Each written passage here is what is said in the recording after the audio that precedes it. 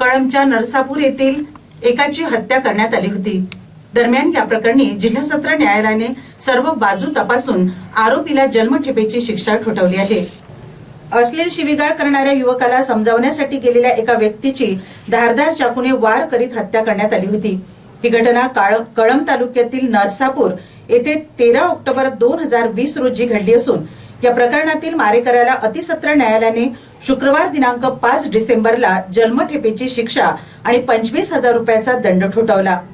हुसेन पांडुरंग तापडू, वय वर्ष 40, राहणार नरसापूर, तालुका कळंब असे शिक्षा सुनावण्यात आलेल्या आरोपीचे नाव आहे।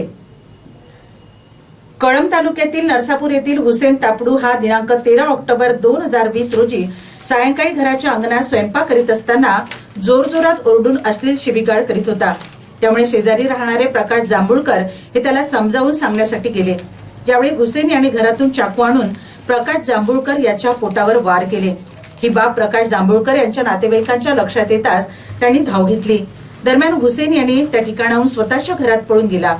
हल्लेखोर हुसेन हा घरातून पळू नये म्हणून प्रकाश जांभूळकर यांच्या पत्नीने हल्लेखोर हुसेन याच्या घराचे दार बाहेरून बंद केले। त्यानंतर प्रकाश जांभूळकर यांना कळंब ग्रामीण रुग्णालयात दाखल केले असता डॉक्टरांनी त्यांना मृत घोषित केले। या प्रकरणी अनिता जांभूळकर यांनी दिलेल्या तक्रारीवरून कळंब पोलिसांनी मारेकरी हुसेन तापडू याच्यावर खुनाचा गुन्हा नोंदवून त्याला अटक केली। दरम्यान या प्रकरणाचा संपूर्ण तपास पूर्ण करीत प्रकरण न्यायप्रविष्ट करण्यात आले। या प्रकरणात तक्रारदार अनिता जांभूळकर, डॉक्टर रवी पाटील आणि इतर 7 साक्षीदार तपासण्यात आले।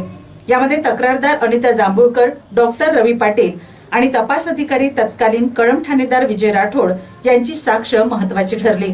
त्यावरून न्यायालयाने मारेकरी हुसेन तापडू याला जन्मठेप आणि 25,000 रुपये दंडाची शिक्षा सुनावली।